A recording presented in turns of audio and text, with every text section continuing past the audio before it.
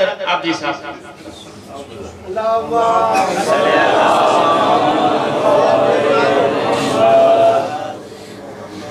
خوشنود محمد و آل محمد بلندتر صلوات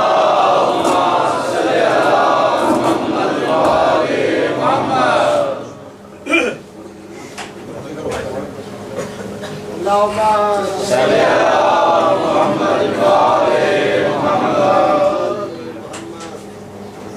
اللهم صل على محمد و آل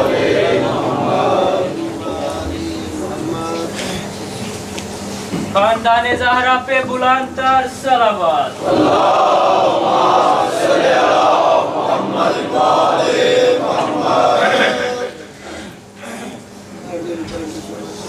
لا حول ولا قوة إلا بالله العلي العظيم بسم الله الرحمن الرحيم الحمد لله الذي هدانا لهذا وما كنا لنهتدي لولا أن هدانا الله لقد جاءت رسل ربنا بالحق الصلاة والسلام والتحية والإكرام على سيد أسلم ما في الوجود سر الله في كل موجود نقطة دائرة الوجود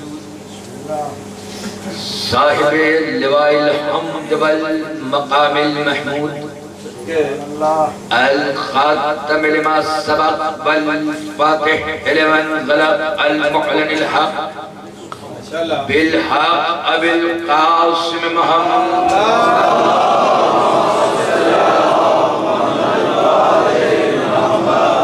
والصلاة والسلام على ياسم الدين والإيمان باب الامن والامان کلمت الرحمن کسر الاسنام والاوسان السابق بالاحسان والشاہد بالایمان مصداق مرج البحرین یلتقیان الامام المظفر والشجاع القدمفر قاسم التوبہ والصقر ابی شبیر مشبر حامل الباب الخیبر والساقی حزن الكوثر الذي سمته امه حیدر الامام المختار صاحب ذوالفقار مصداق قول النبی المختار لوطین الرائق غدا رجلا قرارا غیر فرار والآل الطیبین الطاہرین المعصومین المظلومین المنتجبین المنتخبین ولعنت اللہ العلائم من یومنا هذا الى یوم الدین اما بعد فقط قال اللہ سبحانہ وتعالی فی الکتاب الحکیم بسم اللہ الرحمن الرحیم قد جاءكم من الله نور وكتاب مبين صلوات جمع محمد اللهم صل على محمد وآل محمد عظمت محمد وآل محمد پر بلند ترین صلوات اللهم صل على محمد وآل محمد القیام ایسوسیشن کی جانب سے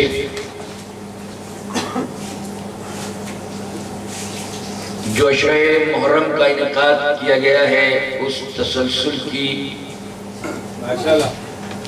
یہ چوتھی مجلس آپ حضرات کی شاداب پر عقیدہ پر ہوش اور پر جوش سماعتوں کی نظر ہو رہی ہے جس عزت اور احترام سے جس خلوص اور محبت سے آپ ہمارے موضوع کتاب حق اور امام حق کو سماعت فرما رہے ہیں میں مجلس میں دعا کر رہا ہوں تمام مومنین اور حاضرین کے لیے کہ جو خواہشات، جو تمنائیں، جو آرزویں، جو دعائیں فطرس کو بالوں پر عطا کرنے والے کے آستانے پر آ کر مانگ رہے ہیں، فطرس کے پروں کے صدقے میں ان کی ہر دعا کو ایسے پر لگیں کہ باب استجابت تک پہنچے۔ میں نے یوں بھی کتاب حق اور امام حق کا انتخاب کیا ہے کہ کتاب حق کے لیے خود خالق اپنی کتاب حق میں کتاب حق کا تعارف کراتے ہوئے آواز دے رہا ہے کہ انہو لقرآن کریم فی کتاب مکنون لا یمسہ الا المطہرون۔ اس میں کوئی شک نہیں ہے، انہو لقرآن کریم، یہ قرآن کرامتوں والا ہے، فی کتاب مکنون لیکن چھپی ہوئی کتاب کے اندر ہے، لا یمسہ الا المطہرون، اسے کوئی مس نہیں کر سکتا سوائے اس کے کہ جو طاہر ہو، جو پاک ہو، جو پاکیزہ ہو۔ یعنی یہ جو کتاب ہے بسم اللہ کی بے سے لے کر والناس کے سین تک 6666 114 سورتوں پر مشتمل کتاب الہی، کتاب حق، اس کے لیے شرط یہ ہے کہ اسے وہی نزدیک آ سکتا ہے، وہی ہاتھ لگا سکتا ہے جو پاک ہو، جو طاہر ہو۔ اور امام حق کے لیے ارشاد فرمایا انما یرید اللہ لیذھب عنکم الرجس اہل البیت ویطہرکم تطہیرا۔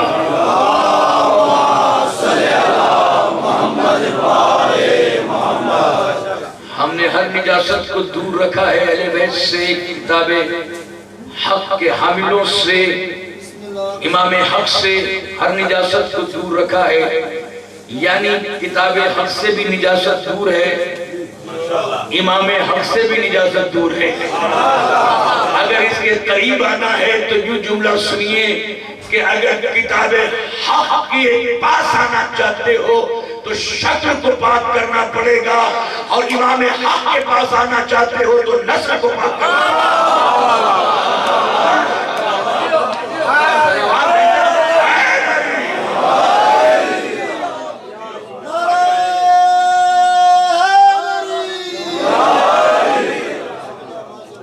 اسی لیے 4 مصرے بالکل تمہیدی منزلوں میں مجھے ذہن میں آئے ہیں اور مربوط ہوئے ہیں کہ موضوع اس لیے منتخب کیا ہے کتاب حق اور امام حق کہ کتاب حکمت رحمان پڑھ رہا ہوں میں، تھک کے نہیں، شکر کے نہیں، آخری آدمی تک نگاہ کتاب حکمت رحمان پڑھ رہا ہوں میں، باگہی وہ با ایمان پڑھ رہا ہوں میں، اور میرا شعور تلاوت ہے قاریوں سے الگ، علی کو دیکھ کے قرآن پڑھ رہا ہوں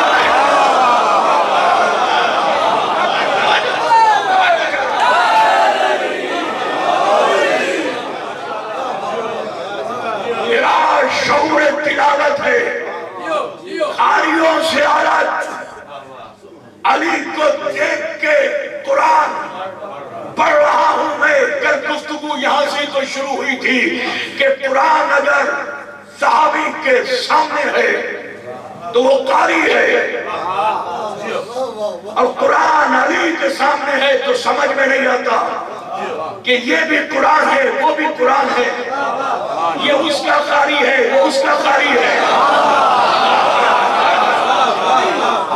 توجہ چاہ رہا ہوں، اس لیے کہ اوروں کی تو نشاندہی قرآن مجید نے ان آیتوں میں کرائی ہے جو کل میں نے آیت پڑھی تھی کہ واللہ اخرجکم من بطن امہاتکم لا تعلمون شیئا وجعل لکم السماء والابصار والافئدۃ لعلکم تشکرون. ارے تمہیں تمہاری ماں کے شکم سے جب خالق نے ظاہر کیا تو تم کچھ نہیں جانتے تھے، لا تعلمون شیئا، جاہل تھے. پھر تمہیں سننے کی طاقت عطا کی، پھر دیکھنے کی قوت عطا کی، پھر دھڑکتا ہوا دل عطا کیا، لعلکم تشکرون، تاکہ تم اللہ کا شکریہ ادا کرتے رہو. تمہارا کام اللہ کا شکریہ ادا کرنا ہے. اللہ نے کہا رزقکم فی السماء، ہم نے تمہارا رزق آسمان میں رکھا ہے. تم اللہ کا شکریہ زمین پہ بیٹھ کے کرو گے تو اللہ تمہیں نعمت آسمان سے بلندی سے زمین پہ اتار کے عطا کرے گا. یہ بصیرت بھی نعمت ہے، یہ بصارت بھی نعمت ہے، یہ اولاد بھی نعمت ہے، یہ عقل و رشد بھی نعمت ہے، یہ رزق بھی نعمت ہے، یہ صحت بھی نعمت ہے، یہ ایقان بھی نعمت ہے، یہ ایمان بھی نعمت ہے. اللہ دیتا ہے، شکریہ ادا کرو، وہ دیتا رہے گا. مگر اگر ڈیٹیل میں جائیں گے، تفصیل میں جائیں گے، تفسیریں پڑھیں گے تو اللہ نے کسی نبی کو بھی ایک نعمت عطا کی ہے یا دو نعمتیں، اس کے بعد اختتام پذیر کر دیا ہے. اللہ نے آدم کو شیش اور انور جیسی نعمت عطا کی. اللہ نے ابراہیم کو اسماعیل و اسحاق جیسی نعمت عطا کی. اللہ نے نوح کو سام جیسی نعمت عطا کی. اللہ نے مریم کو عیسیٰ جیسی نعمت عطا کی. مگر اللہ جانے ابو طالب نے کس انداز سے شکریہ ادا کیا. جس انداز سے ابو طالب شکریہ ادا کرتے رہے، اسی کی مناسبت سے انہی کی مناسبت سے ساتھ واجب نعمتیں عطا کرتا رہا. ابو طالب نے اس اللہ کی، اس خالق کی حمد کر کے شکریہ ادا کیا تو اللہ نے اسے محمد جیسی نعمت عطا کی. ابو طالب نے اسے اعلیٰ کہا تو اللہ نے علی جیسی نعمت عطا کی. ابو طالب نے خلق کے ساتھ شکریہ ادا کیا تو اللہ نے حسن جیسی نعمت عطا کی. ابو طالب نے صبر کے ساتھ شکریہ ادا کیا تو اللہ نے حسین جیسی نعمت عطا کی. ابو طالب نے سجدوں کے ساتھ شکریہ ادا کیا تو اللہ نے سجاد جیسی نعمت عطا کی. ابو طالب نے علم کے ساتھ اس کا شکریہ ادا کیا تو اللہ نے امام باقر جیسی نعمت عطا کی. ابو طالب نے صداقت کے ساتھ اس کا شکریہ ادا کیا تو اللہ نے امام جعفر صادق جیسی نعمت عطا کی. ابو طالب نے علم کے ساتھ شکریہ ادا کیا تو اللہ نے امام علی، اللہ نے موسیٰ کاظم جیسی نعمت عطا کی. ابو طالب اس کی رضا پہ رضا رہے تو اللہ نے امام رضا جیسی نعمت عطا کی. کہاں بیٹھے ہیں؟ اللہ نے ابو طالب نے تقوی کے ساتھ شکریہ ادا کیا تو اللہ نے امام محمد تقی جیسی نعمت عطا کی. ابو طالب نے نفاست کے ساتھ شکریہ ادا کیا تو اللہ نے امام علی نقی جیسی نعمت عطا کی.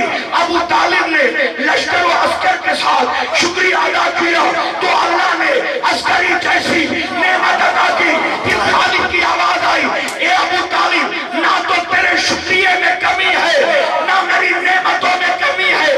اب بات یوں طے کر لے کہ تیرا شکریہ قائم رہے گا، میرا عطیہ قائم رہے گا.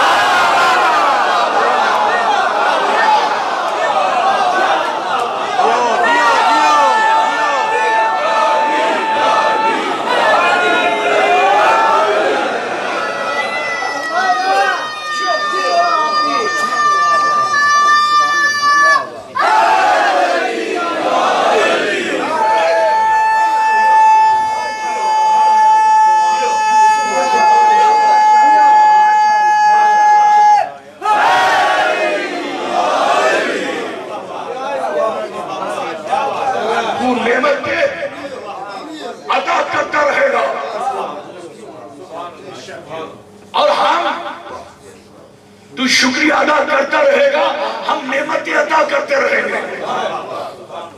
تو شکریہ تو تیرا اور میرا فیصلہ ابو طالب یہ ہو گیا کہ تیرا شکریہ دائم رہے گا اور میرا تحفہ قائم رہے گا. اب قائم والے بھی اتنے خاموش ہو کے سنیں گے.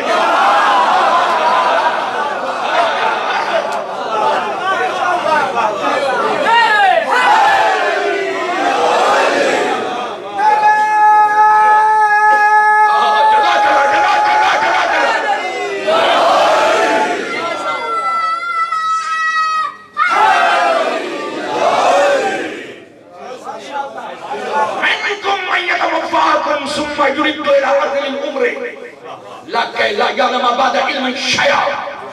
اور کچھ کو پھر تمہیں جوانی میں ہی موت کے گھاٹ اٹھا دیا جائے گا اور کچھ کو پلٹا دیا جائے گا عمر کے ذلیل ترین حصے کی جانب، تاکہ تم علم رکھنے کے بعد پھر جاہل ہو جاؤ. دیکھو نا، عالم، مفتی، خطیب، علامہ، قرآن کہہ رہا ہے آخری منزل ان کی پھر کی حالت ہے. پی ایچ ڈی کرنے کے بعد، ڈگریاں لینے کے بعد، سرجن بننے کے بعد اللہ کہہ رہا ہے پھر تمہیں جہالت کی طرف پلٹا دیں گے. یہ جو میموری چھنتی ہے نا تو سارے فزکس اور کیمسٹری کے فارمولے کھو جاتے ہیں.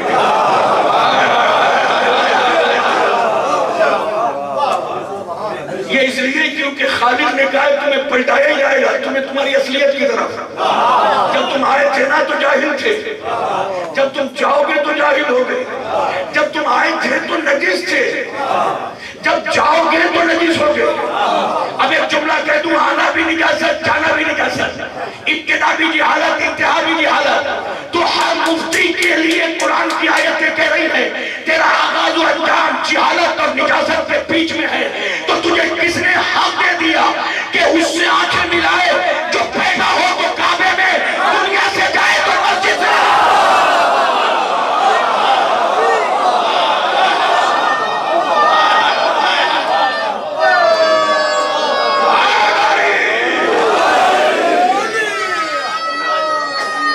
کس نے دے دیا؟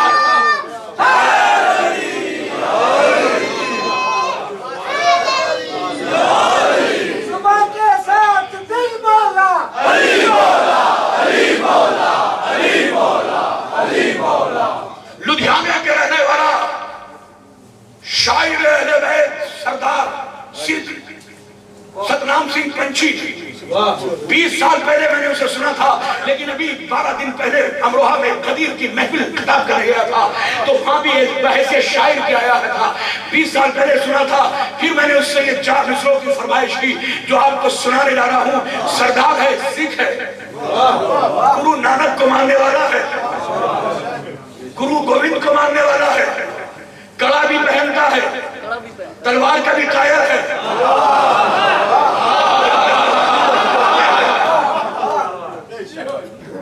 اور کہتے کیا سکھ، اور سکھ کو کہتے ہیں سردار.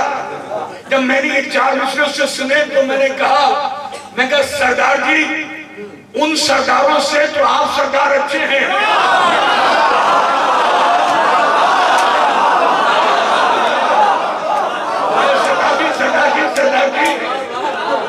ان سرداروں سے تو آپ ہندوستان کے سردار اچھے ہیں، کیونکہ وہ سامنے علی کو دیکھتے تھے پھر بھی نہیں مانتے تھے. تم نے دیکھا نہیں، پڑھا ہے، سنا ہے، پھر بھی علی کو مان کر سردار ستنام سنگھ پنچھی یہ خراج عقیدت پیش کرتا ہے، کہتا ہے کہ دل میں ہو وفاداری، ہاتھوں میں سخاوت ہو. سردار کہہ رہا ہے کلمہ گو نہیں، مسلمان نہیں، مولائی کہہ رہا ہے، سردار ہو کے مولائی ہے. علی کا قصیدہ پڑھا ہے، دل میں ہو وفاداری اور جاہل نہیں ہے. پوری تاریخیں پڑھیے، تاریخ آدمی و انسانیت کا کمپیریٹو اسٹڈی کر کے پھر 4 مصروں پہ نتیجہ لے کے پہنچا ہے کہ دل میں ہو وفاداری، ہاتھوں میں سخاوت ہو، مظلوم سے الفت ہو، ظالم سے عداوت ہو. تاریخ کے پنوں میں کوئی تو ملے جس کی مسجد میں شہادت ہو، کعبے میں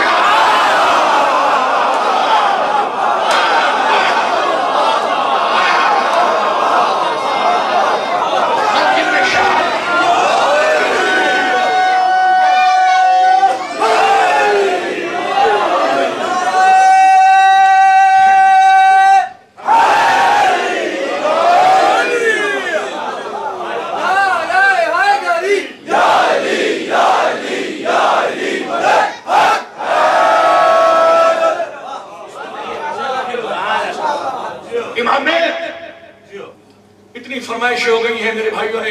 کوئی صفین کی فرمائش کر رہا ہے، کوئی جنگ خندق کی فرمائش کر رہا ہے. کوئی جناب قاضی عباس کے فضائل کی فرمائش کر رہا ہے، کوئی علی کی جنگوں کی فرمائش کر رہا ہے، سب انشاءاللہ مکمل کر کے جاؤں گا، پوری کر کے جاؤں گا، اس لیے کہ آیا ہوں تو کچھ دے کے جاؤں گا۔ ہم یوں بھی میدان چھوڑ کے جانے والے کو پسند نہیں کرتے۔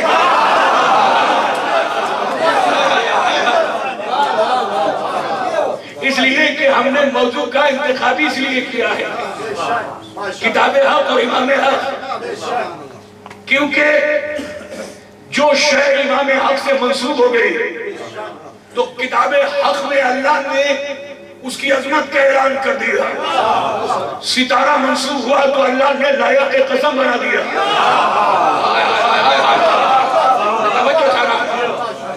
اور سورج کل کی گفتگو ذہن میں ہے، کیسا بلا فصل مربوط ہو رہا ہوں اپنے موضوع سے سبجیکٹ سے، سورج کو اللہ نے لائق قسم بنایا ہے، قسم کھائی ہے۔ ڈر لگتا ہے ہندوستان کے سوریہ ونشیوں سے کہ کہیں سوریہ ونشی اس سورت کو نہ پڑھ دیں، ورنہ مسلمانوں سے صورتحال سنبھالی نہیں جائے گی۔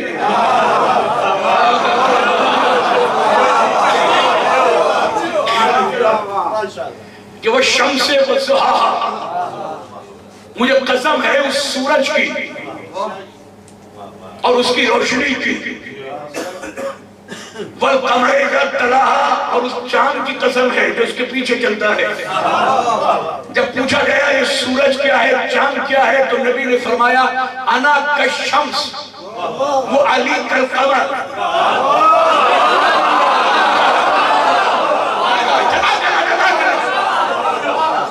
میں سورج کی طرح ہوں، علی چاند کی طرح ہے، مگر میری سمجھ میں یہ نہیں آیا کہ جب وہاں فرمایا کہ انا وہ علی جن من نور واحد، میں اور علی ایک ہی نور کے دو ٹکڑے ہیں، تو پھر یہ ایک سورج کیوں، ایک چاند کیوں؟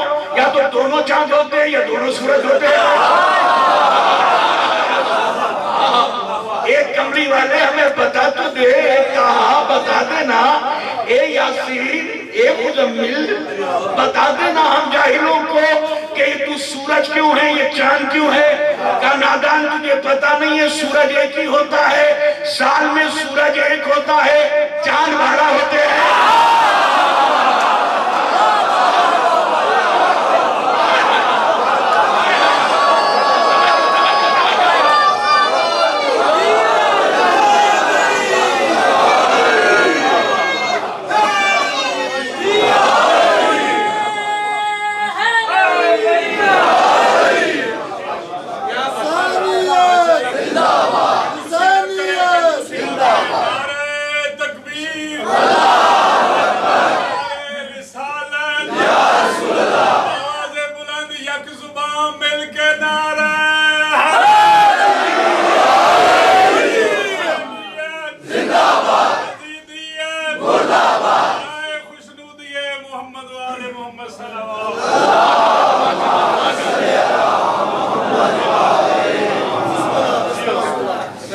میں سورج ہوں، علی چاند ہے، اور خیبر میں معجزہ یہ ہے کہ چاند کو سورج نے بلایا ہے مدد کے لیے۔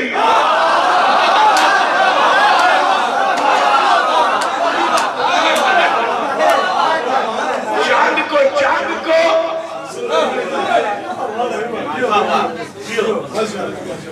اب لوگ کہتے ہیں ہماری سمجھ میں نہیں آتا تو مجلسوں میں آؤ نا، جب مجلسوں میں نہیں آتے تو سمجھ میں نہیں آتا، مجلس میں آؤ گے تو خدا کو سمجھ میں آئے گا۔ کہ یہ سمجھ میں نہیں آتا جو یہ علی کے دیوانے یہ کہتے ہیں کہ نبی نے ناد علی پڑھی اور علی خیبر میں نہیں، اس دن مدینے میں تھے، 70 میل کا فاصلہ ہے، کوئی ٹیلی فون تو تھا نہیں، وائرلیس تو تھا نہیں، تو وہاں نبی کی آواز علی کے کانوں تک کیسے پہنچ گئی؟ اتنی دور آواز نبی کی۔ ہم یہی تو علاج کرنے آئے ہیں کہ نبی کو اپنا جیسا مت سمجھو،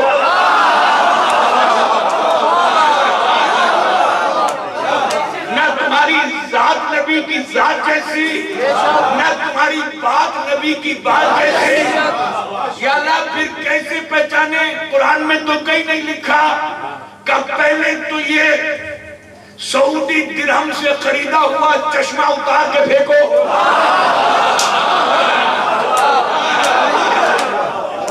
پھر قرآن پڑھو تو تمہیں سمجھ میں آئے گا ایک نبی دعا کر رہا ہے، نبی مانگ رہا ہے دعا کہ رب حبلی ملکن، پالنے والے مجھے ملک عطا کر، سلطنت عطا کر، وَأَلْحِقْنِي بِالصَّالِحِينَ، اور میرا شمار صالحین میں سے کرنا۔ اس کا مطلب ہے نبی ہونے کے بعد بھی اپنے قلب میں پیاس کا احساس کر رہا ہے کہ میں سب کچھ ہوں مگر میرا شمار ہونا چاہیے صالحین میں سے۔ اللہ نے کہا جا، ہم نے تیری اس دعا کو تسلیم کیا، قبول کیا، اب اپنی بساط کو لے کر جس ہوا کے دوش پہ جا، چلا جا، ہوا کے دوش پر اپنے تخت پہ رکھ کر حضرت سلیمان پیغمبر الہی، سلطان زمان، سلطان وقت، شہنشاہ عصر،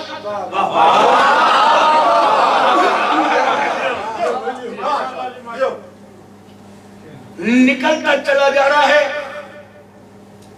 اور ایک مرتبہ بادلوں سے اونچی اڑان پر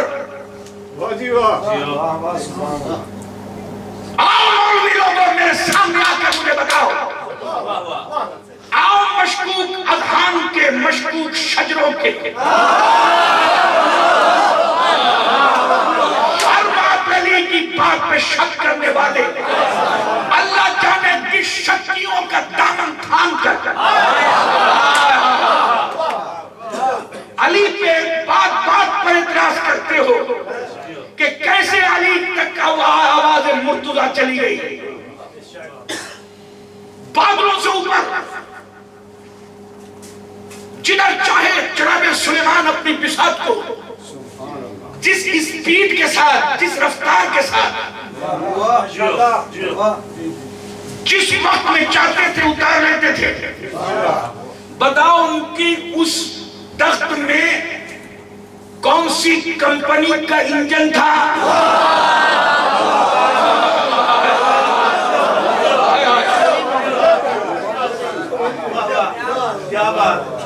Mitsubishi, Mercedes, B M W, Audi, اور وہ کیا پیٹرول ڈلتا تھا؟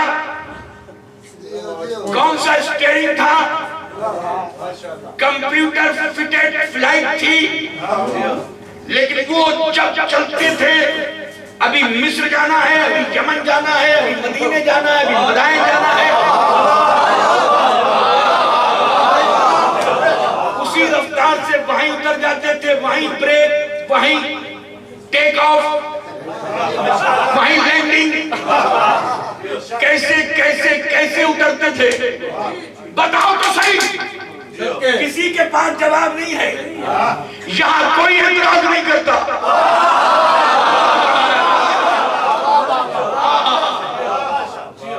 یہاں کوئی اعتراض نہیں کرتا کہ یہ کیسے پہنچ جاتے تھے چشمے زدن میں رفتار کے ساتھ۔ تحقیق کرو گے تو اس بے جان تختے کا تعلق سلیمان کے ذہن سے تھا، جو بلا فصل تھا۔ آج ہم تختے کی بھی تعریف اس لیے کر رہے ہیں کیونکہ نبوت سے بلا فصل تھا، بلا فصل تھا۔ وہ سوچتے تھے اس رفتار سے اس سمت اتنی دیر میں اس ملک میں پہنچنا ہے، تو وہ حکم میں نبوت کا تابعدار تخت وہاں اسی رفتار سے چلتا تھا۔ جب بادلوں سے اوپر اللہ جانے کتنی اسپیڈ سے یہ تخت چل رہا ہے کہ چیونٹیوں کا سردار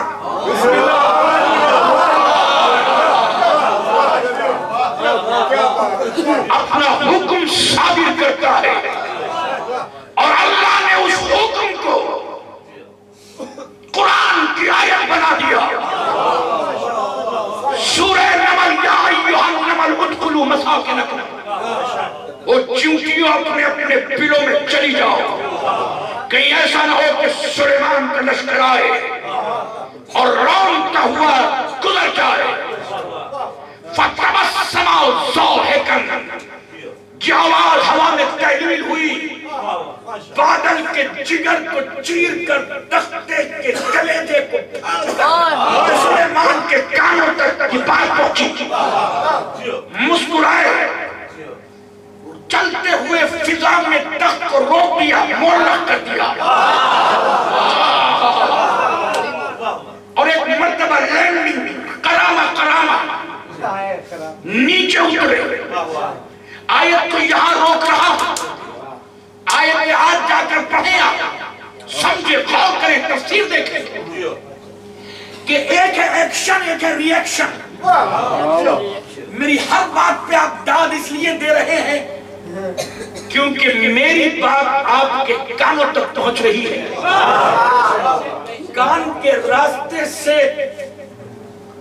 پہنچتی ہوئی ذہن اور دل میں بٹوارے کے ساتھ جب علی کی ولایت تھک تھک کرتی ہے تو زبان سے پپا نکلتا ہے۔